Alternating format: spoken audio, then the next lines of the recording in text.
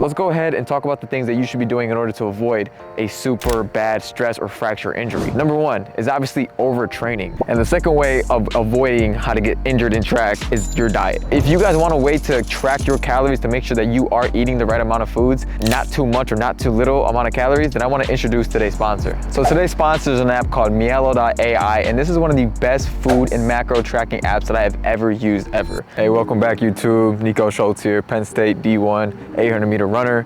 147 is the PR, chasing that 146, 145, and ultimately that 144, and trying to turn him to be a professional track athlete.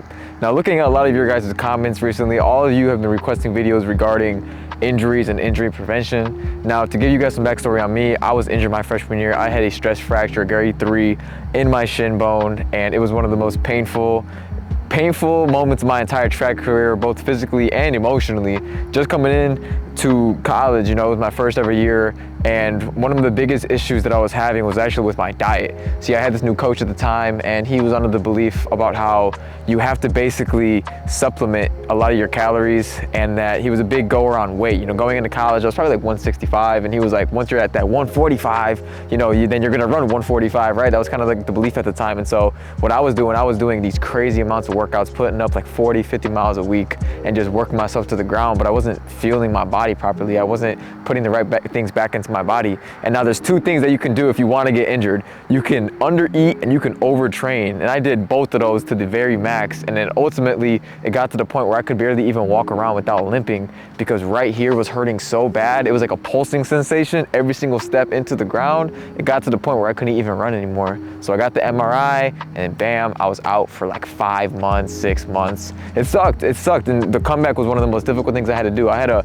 watch my teammates run every single day and not be able to participate, right? And so I've learned a lot throughout that process, and after doing a lot of research and after just being an athlete for the last few years and living it and experiencing all these different things, I feel like I finally know what I have to do in order to, one, avoid doing that, and two, just if that were to ever happen again, the best way to go about it. But first, let's go ahead and talk about the things that you should be doing in order to avoid a super bad stress or fracture injury, your diet. Now, obviously it was very, very dumb of me to go into there thinking that, okay, let me just cut all my calories in half and barely eat and supplement through pills and protein shakes and blah, blah, blah, and only eat 1 or 2 times a day. That was a very dumb thing of me to do.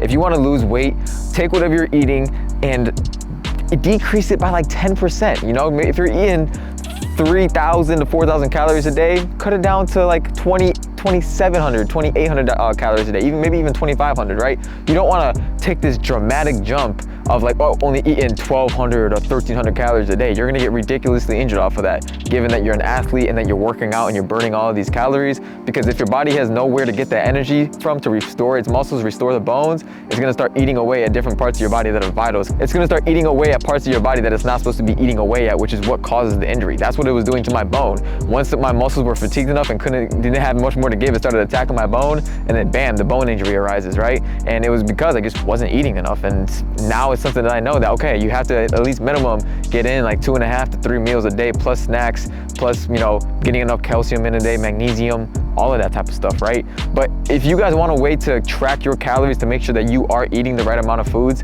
and that you're eating not too much or not too little amount of calories, then I want to introduce today's sponsor. So today's sponsor is an app called Mielo.ai, and this is one of the best food and macro tracking apps that I have ever used ever. If you see here, each time you log into the app, you basically amount how much workouts you did in a day and what you are eating inside of the day, right? And so if you look closely here, this day, right, I walked 29,000 steps, okay? I had 62 minutes of total running, and I marked everything I ate within the day. So if you look here, I'm eating about 3,000 to 3,300 calories each and every single day. So this day, for example, I walked about 8,300 steps, and that's not accurate at all because obviously the app tracks when you are walking with your phone, and I took my phone off when I went up for my run.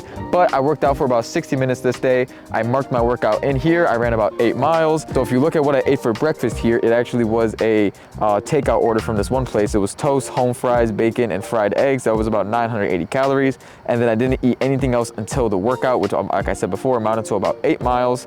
And then after the workout, I obviously went to Chipotle and I marked in all the calories I ate there. So you can see the carbs, you can see the proteins, you can see the fats. And then obviously for dinner, you can see here what I had here. I had steak, white rice, roasted sweet potatoes, cucumbers, tomato salad, and that was about 805 calories. And then later that night, I also had some overnight oats to get in some extra calories because I was hungry as well. So overall in the day, you can see I had 288 carbs, 164 grams of protein, and 124 fats. I was probably a little heavy on the fats there, but you guys can get the point of what I'm getting at. This app is a great way to track if you're eating the right amount of foods, the right type of foods, and you can even consult with a fitness coach live on the app for a subscription. If you use the code below, you're gonna get a discounted rate for this application that will be applied for every single time you are charged for your subscription throughout your entire lifetime of using this app, which basically means you're gonna get a discounted rate forever using my code below. So don't hesitate to use my code below and go ahead and start tracking your calories today through Mealo.ai.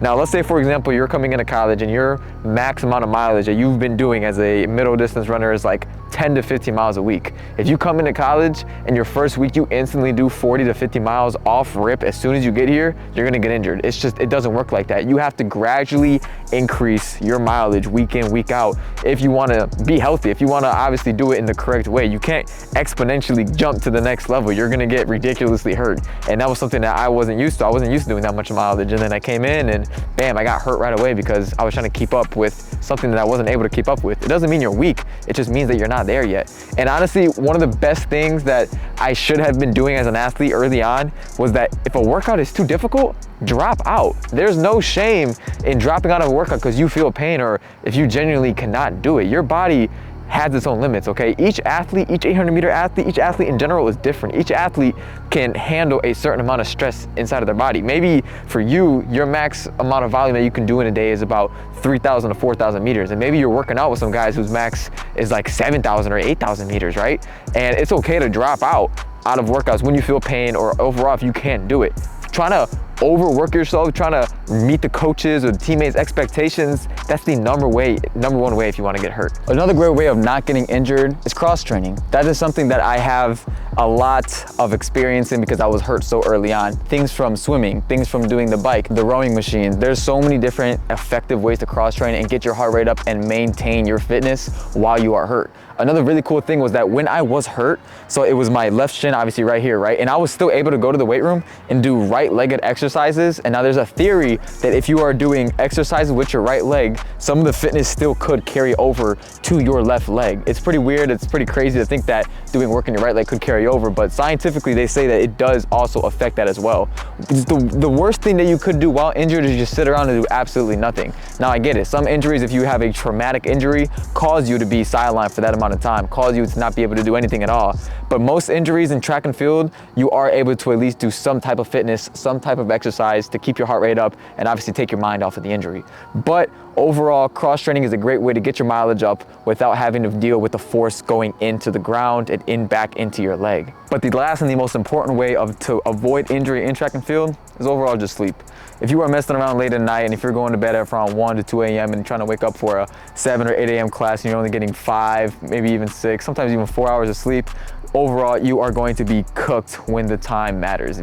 If you want to build fitness, if you want to really get in shape and really maximize your potential as a track athlete, you at least have to be getting 7 to 8 hours of sleep. Now, even sometimes I am at fault and a victim of this, of not sleeping well at night, because I'm always editing, I'm always doing things super late at night, I'm always super focused on the next type of content I'm supposed to be posting. But you have to put your phone down and you have to try to get the most recovery possible.